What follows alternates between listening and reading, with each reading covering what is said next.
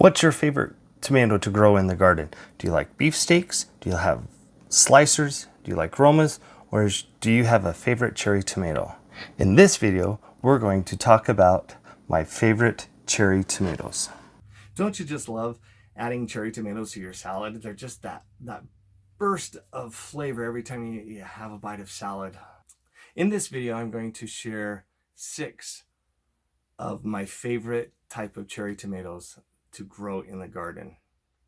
Now, I don't grow all 6 varieties. That would be way too many cherry tomatoes to think about eating. But these are 6 varieties of cherry tomatoes. I usually will grow 2 standards every year. So let's get growing cherry tomatoes. All right, my first cherry tomato is actually a yellow pear. This is an heirloom variety. This is one that I grew up always having in my grandma's garden. It's a yellow pear. It is a classic teardrop or pear-shaped tomato, but vigorous vines, so it wouldn't hurt to support the vines, whether you have a single stake, grow them on a trellis, or you have them in the traditional tomato cages. But they will need, the yellow pear will need to be staked. It has a sweet flavor, pop it in your mouth, or if you like fresh salsas or fresh picos, with the yellow coloring to it, it always adds a bright, vibrant color to your traditional red tomato mixes. So give the yellow pear a try. When I mention jelly beans, what do you think of? Do you think of the sweet candy that you get at Easter time, or any other time of the year that you want to eat a jelly bean? Well, there's a series of cherry tomatoes called jelly beans. They come in either a red or a yellow in color, and I actually prefer the red flavored. But they're small, grape-like fruits. They're maybe a half an ounce, so they're really small. So consider the size of what a jelly bean is, and you would just have a little bigger tomato than that. But as it vines and grows, the fruit, the tomato fruits will grow in clusters, and you can have up to 30 jelly bean tomatoes in a cluster off of this plant. And so it's a fun one. I always have fun with the neighbor kids, saying, look, I grew some jelly beans in my garden. And it's always fun the parents laugh, but it's the kids who give me the disappointed look, because they think I'm trying to sneak them some vegetables to them. All right, the next cherry tomato type variety I grow in my garden is called Valentine. Valentine is actually one of the shortest day cherry tomatoes. It's a 55-day variety, so it's nice and early. It was an All-American Selection winner in the year 2018 when it was introduced. Did well in the trials, and then won the distinction as one of the best of the bests for that year. It has great, intense, eye-popping, bright red coloring, and that's because of the extra lycopene content. The fruits are mini Roma shaped. They may be 1.5 inches. Great juicy flavor, and the nice thing about the Valentines is that they will hold onto the plant.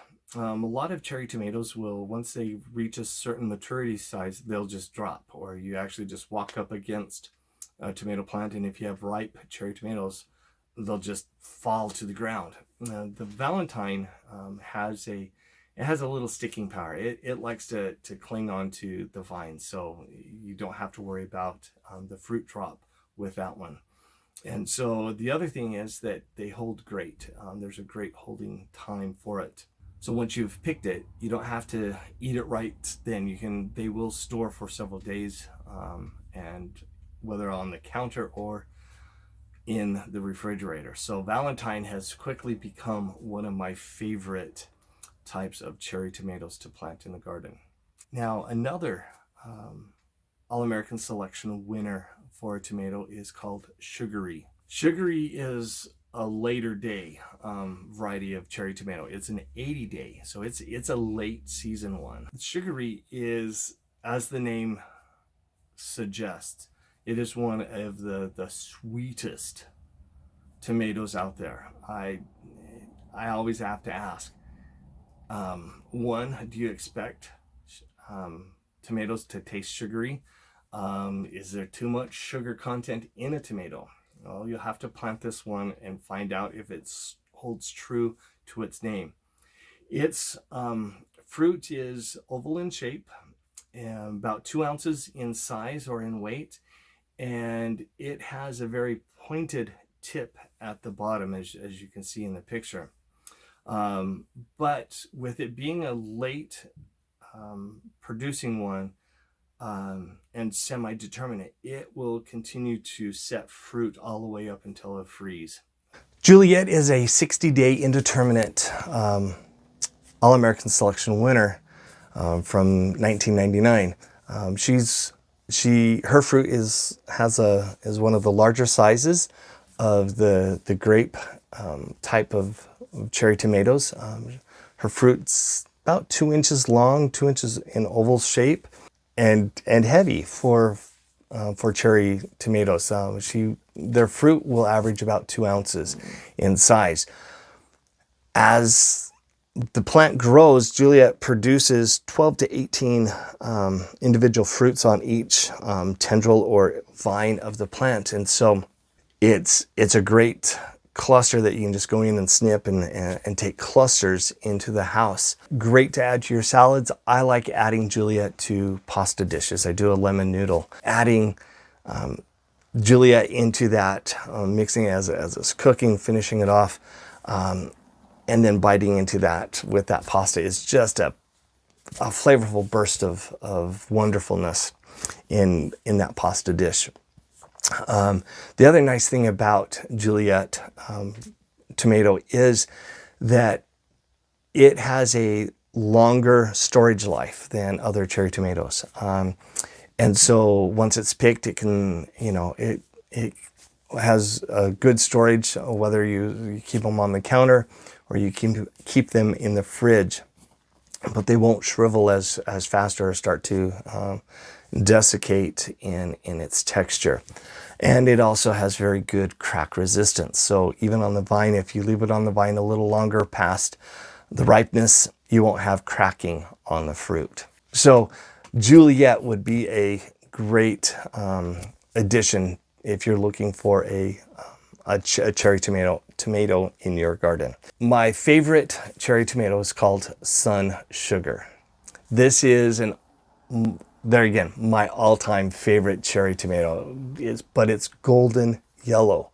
It's not bright orange. It's just that as it says, sun sugar. Just that wonderful golden orange sun. The sugary sweetness is wonderful. It's pure bliss every time you take a bite of one of these tomatoes. And this is one I definitely have been caught just standing out at the garden and eating every tomato. My wife always scolds me for not sharing. I'll give her one or two if I get out to the garden first, but it's a must for every garden. They are about a half an ounce in weight, so they're a smaller size. Thin skins, but it's also resistant to cracking. So you don't find a lot of cracking in it, even though it's a thinner skin variety of cherry tomato.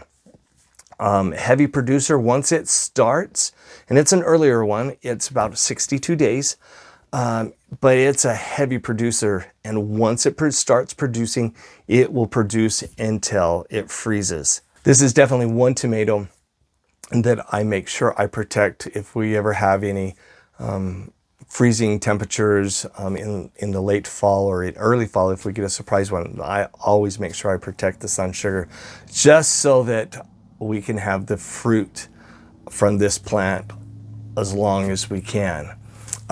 If you were to choose one cherry tomato plant to grow in your garden, this is the one I would highly recommend. Now, you can plant the sun sugar in a pot, but you have to make sure it's a large pot. This particular cherry tomato is an indeterminate size. So it's going to, and it can grow quite large. And so you want to make sure that if you do grow in a pot, I would plant at least a 5-gallon bucket, or if you can find a larger pot, planted in that, you will need to stake it, you'll need to support it. To me, this is the best of the best in the tomato, cherry tomato world. So think about growing the sun sugar cherry tomato. If you don't grow a sun sugar, what do you grow for cherry tomatoes in your garden? I would like to know what you plant. Hopefully, I've given you some ideas to broaden your horizon, knowing that there's some different varieties of cherry tomatoes out there. And if you haven't tried the sun sugar, I promise you won't be disappointed. Hopefully, you have found this video helpful. If you have, hit that like button. It tells me that you enjoyed the content that I shared. And until next time, this is Gary with Successful Gardens. And remember, let's get growing.